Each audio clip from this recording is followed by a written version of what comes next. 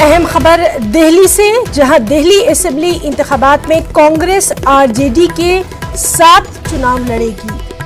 आपको पता है कि दिल्ली इलेक्शन से जुड़ी बेहद अहम खबर। दिल्ली असेंबली इंतखाबात में कांग्रेस आरजेडी के 7 चुनाव लड़ेगी। आरजेडी 4 सीटों पर यह चुनाव लड़ेगी। हालांकि जराए के हवाले से ये भी खबर है कि आरजेडी ज्यादा सीटों की दिल्ली में मांग भी कर रही है, लेकिन फिलहाल ये अहम है कि कांग्रेस और आरजेडी दोनों ही दिल्ली के इलेक्शन में साथ साथ अपनी किस्मत आजमाने जा रही हैं। अभी तक के इत्तलात के मुताबिक आरजेडी 4 सीटों पर चुनाव लड़ेगी। हालांकि आरजेडी ज्यादा सीटों की मांग कर रही है।